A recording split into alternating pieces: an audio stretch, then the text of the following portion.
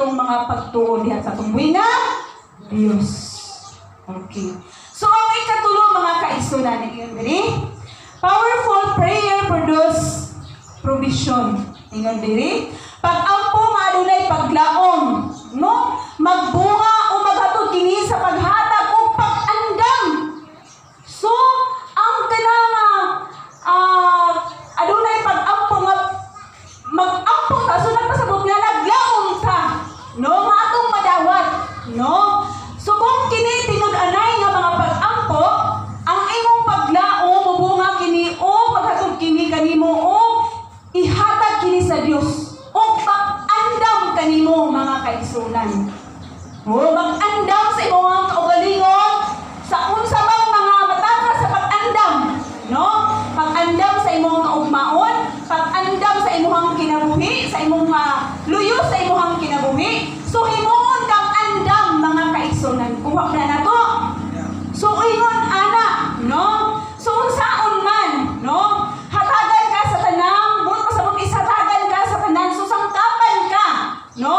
Andamon ka, aduna kay pagpangandam kung may mga pag-ampo nga adunay paglaom nga mga pag-ampo. Amen ba? Do diri sa Santiago, no? Sige ko basa-basa gabi ba James mo ginabutang ako sa ning James Santiago man di ay. Okay, so diri sa Santiago 5:16 sa tong basahon. Unsa man? Ha? Diri sa Santiago 5:16 nag-ingon. Isa ha, man nilipita. Ay diri pa din. Sa sunod sa Isaias may siguro. Parang sa nilipit.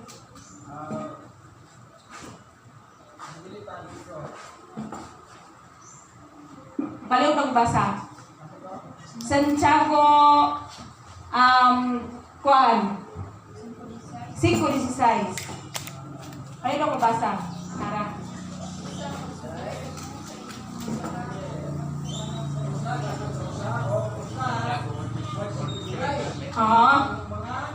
Okay. Santiago 5:16. Okay, dengan si busa pag sinugiray kamo sa inyong mga sala o pag-ampo alang sa usa-usa, aron kamo nga ayo ang pag-ampo sa tawo nga matarong dako kahimuan.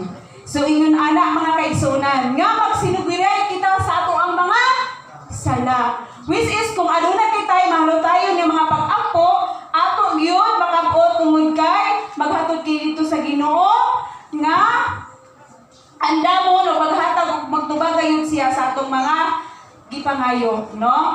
Atong mga kakunayon nga mga pag-ampo, nga atong mga request nga mga pag-ampo diya sa atong buhi nga Dios mga kaigsunan. So, niingon diri nga magsinugiray sa ato ang mga sala, no?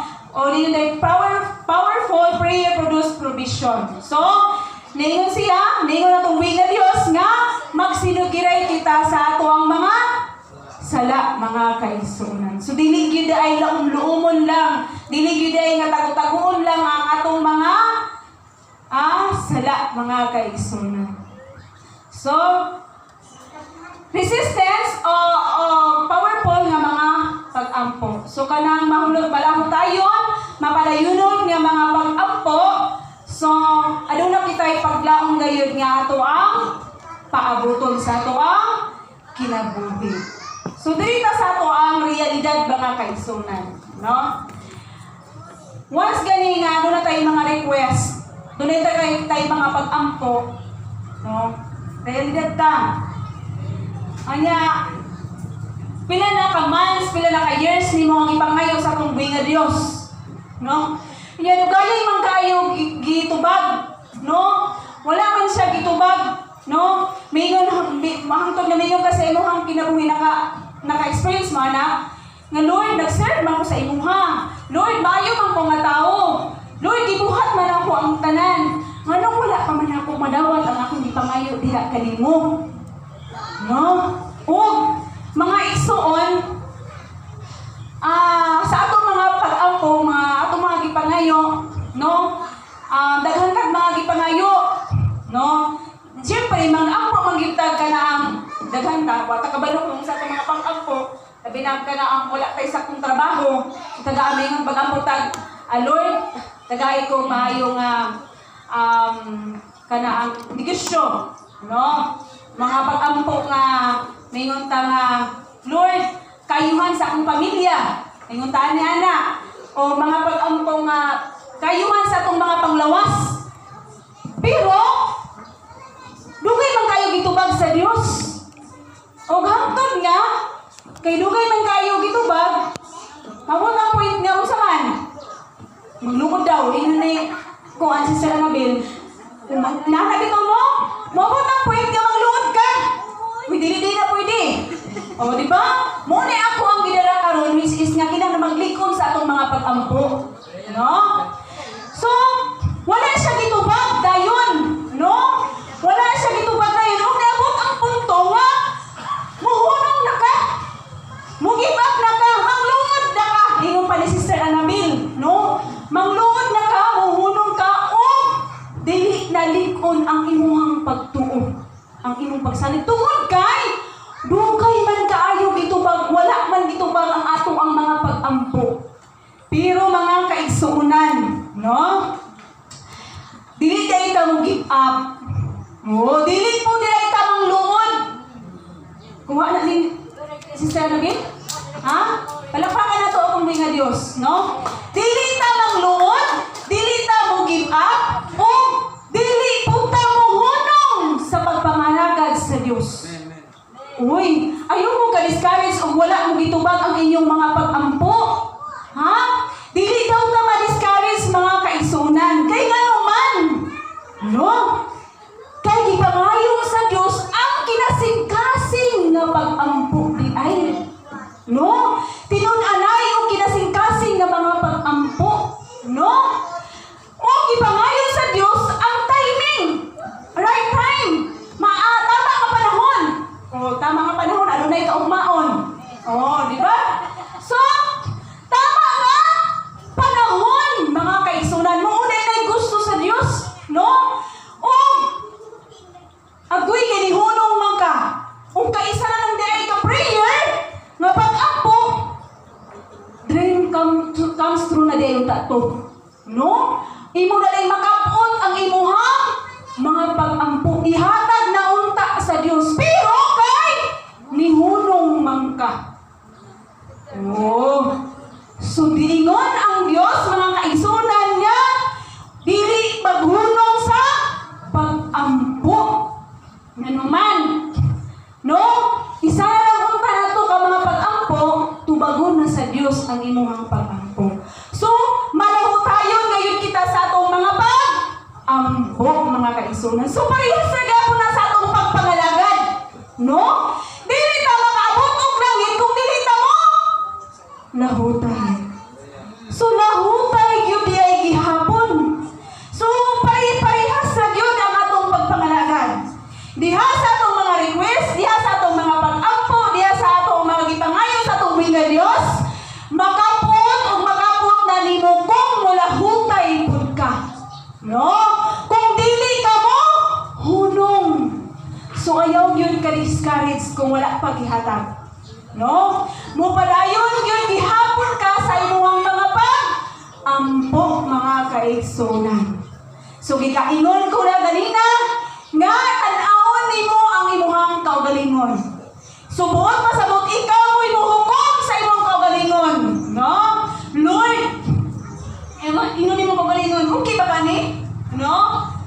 Nga, which is kung dili siya mahisupak sa balaod sa Dios o dili siya o nahiyuyon siya sa kabubuton sa Dios, which is tubagon niya ang imuhang mga pag-ampo. So dili niya palugwayan ang imuhang mga gipangayo sa atong buhi nga Dios. No? So ingon ana di ay. No, so kabalo na mo mga kaigsunan. Amen. Atong basahon diha. So tagalan to siya sa 14th verse diri sa Jeremias, no? 29:12-13. No? Jeremias. Mo din isunod sa Isaias. Jeremias 29:12 12:13. Itong basahon, ningon din sa 12. No? Ang pulong sa Dios ay ingon din unya mo sangpit o mudungol kamo o mag-ampo kanako o tumagon ko kamo. Ingon sa din sa 13, mangita kamo kanako o makaplagan ako ninyo sa dihang kinasing-kasing ang inyong pagpangita kanako. So giginahanglan di ay nga kung mangayo ta tumagunta niya. Kung pangitaon ta kaplagan ta ang Ginoo. Kung kinasing-kasing ang inyong pagpangayo o pagpangita kaniya. Kuha na nato mga kaigsunan. So ingon ni ana, subuon pasabot kay kinasing-kasing man, so kauban ang ato ang pagtuo. O di ba?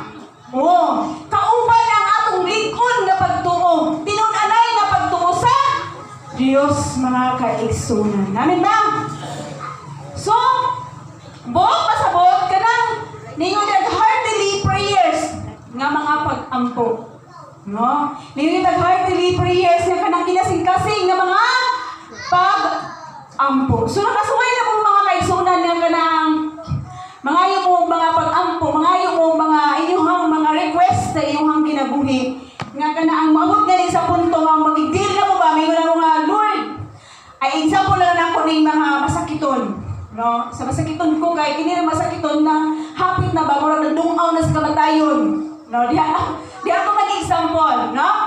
Kining masakiton. So kanang so mga ginisad ka ng sincere gid kayo nga mga pag-ampo tungod kay ang tug gamawon nga point sa point kami na siya nga Lord, magindi na siya ba Lord kung imo gani kong ayuhon mga ragad ko kanimo tinud-anay. So nagigil na siya which is kanang heartily prayer gyud ang iyang pangayo. So ingon ni anak mga kaigsunan. So kung kinasing-kasing gyud nga mga pag-ampo, tinun-anay gyud nga mga pagipangayo nimo diha sa tumbuhi nga Dios. So buong pasabot nga iya gyud kanang ihatag kanimo. So pabagon gayud na niya ang imuhang mga request nga mga pag-ampo diha kaniya. No? So ang Bible nagingon nga powerful kaayo nga klase nga mga pag-ampo ang kanang kinasing-kasing gayud nga mga gipangayo nimo. Tinud-anay nga kinasing-kasing gayud nga mga pag-ampo diha sa imuhang kinabuhi, no? Kanang seryoso gyud ka nga nidungol sa tumbuhi nga Dios, no? Seryoso gyud kaayo, no? So mao na mga kaigsunan nga sa ato ang kinabuhi, no? Kining mga pag-ampo, dali ra man kayo ang pag-ampo. Dali ra pud kay sa imuon, dali ra pud kay sa buhaton, no? Dali ra baya. Pero ang lisod ni ana is ang paghulat nimo. No? Lisod kay sa hulaton. Nganong lisod man hulaton? Depende man na sa imong hapong kung unsa ang sulod sa imong kasing-kasing o sa imong una-una. Kuha man na nato. No? Kay sa atong mga pag-ampo kinahanglan dili siya kanang luag-luag ba? Kuha ba na nato? Kanang dili siya nga kanang hugot. Kanang dili siya luag, kinahanglan hugot gyud siya nga mga pag-ampo. No? Gikinahanglan nga makita gyud sa Dios nga bisag gamay lang gyud bitaw nga kanang makita sa Dios nga tinuod gyud ang imong gipangayo. Mo ra mo ipangayo sa Dios, no? Makita gani nga aduna gyud gamay na para tinuod gyud nga anaa sa imong kasing-kasing ug naa sa imong na wow, indot kaayo tubagon gyud ta sa Dios. Mga kaigsunan, dili na ko ni siya ipanghamog sa kuang kaugalingon, kundi akong gipasigarbo ang Dios sa kuang kaugalingon. Hangtod karon mga kaigsunan, ang akong bana sige gihapon siya gagausan og bato. No. Pero mga kaigsunan, wala lang ko ana tungod kay nagsalig ko sa Dios. No? Akong gisaligan siya nga